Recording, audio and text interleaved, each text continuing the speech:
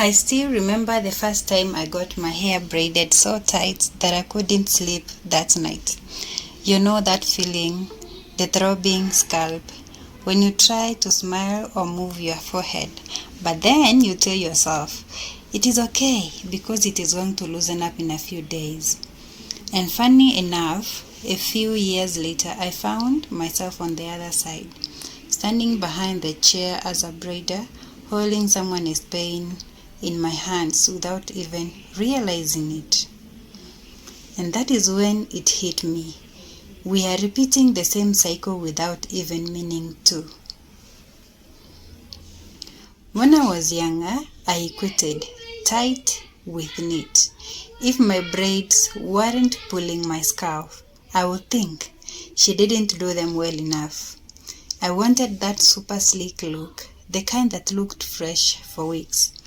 But a few days later, I'd see little white bumps around my edges.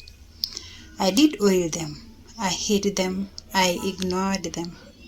Then I started noticing my hairline thinning, and I blamed everything from products to genetics and largely stress. Everything except the one thing that was right in front of me: tension.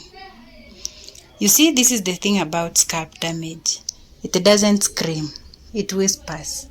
It shows up slowly, quietly, until one day you realize your edges aren't growing back the same. Years later, when I started braiding professionally, I was determined to be known for neat work.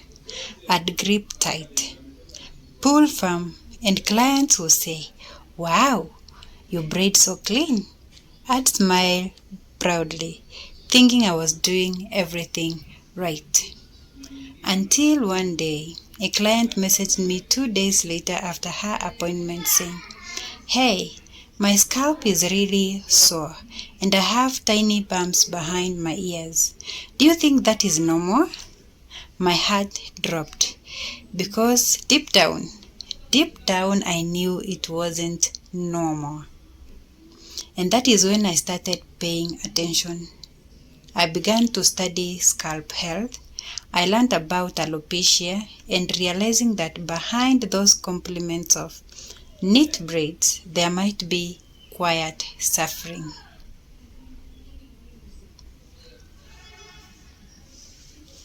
Here is what changed everything for me.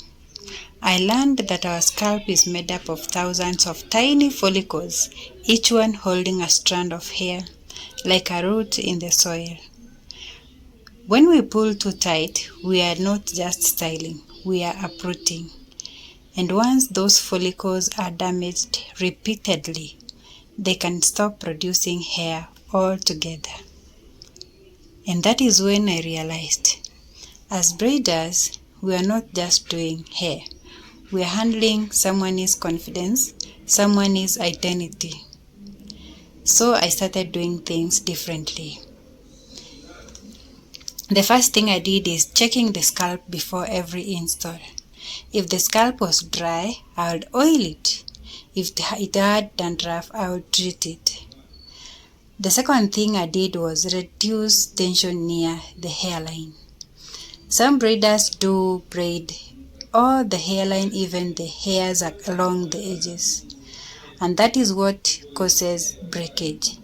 When I started reducing the tension near the hairline by adjusting my grip, I started noticing results. The other thing I did is ask my clients during the process of braiding, "Hey, does this feel okay?" And if she actually said no, I adjusted, because we should listen to our clients when they complain. At first, this was humbling because it slowed me down. The speed I was used to changed. I started changing habits, but then the results? Clients started coming back and saying, "By the way, when you braided me, I felt so comfortable and my hair still looks amazing." So not long after that, I decided to let another stylist braid my hair. I wanted to see what it felt like from the other side, now that I understood the scalp so differently. She started braiding, and the first few rows felt fine, as usual. Then I felt that familiar pull, that little sting that tells you, this is too tight. If it were my old self, I would have stayed quiet. But this time I said, hey love, could you just go a little lighter on the edges, please? And funny enough, she listened and adjusted. The whole experience changed. My scalp felt safe, and my braid still came out looking so beautiful. And this moment reminded me that clients and braiders, we are a team. Healthy braids only happen when both sides speak up and listen. And this is the key element to a safe braiding session: communication. So now, whenever I teach or train other braiders, I usually tell them this: tight does not mean that your work is neat. Neat means your sections are clean, your control is top-notch, your balance is okay, and reacting after communication. Communication is feedback from your client, so listen to them and adjust accordingly. I tell them that you can braid beautifully without pain, and you can make your clients feel confident without damaging their hair and their scalp. And this is to every client watching. If a braider is braiding too tightly or you feel uncomfortable, please speak up. You're not being dramatic. You are protecting your hair. And you know what? You have the right to comfort and care. To my fellow braiders, remember that your technique is your art. But then, importantly, your care is your signature. When you ask, how does that feel? Is it too tight? You're not just showing kindness. You're building trust that will grow your brand more than any photo that is taken could. I share this story because I have been on both sides. I have been the client that couldn't sleep from pain, and the braider who didn't realize that she was causing that pain to her clients. You know, we can change this culture. One braid, one conversation, and one gentle touch at a time.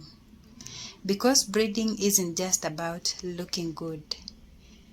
It's about feeling good, feeling confident, and feeling comfortable. And your client should never have to choose between being beautiful and comfort. You should be able to balance the two. Balance beauty and also balance their comfort. So, the next time you braid or sit to get braided, please remember this: your scalp deserves care. Your hair deserves protection. And that beauty should never ever hurt. If you like this video and would like more on this, please comment below on what topic I should touch next, and I will see you in my next video. Bye!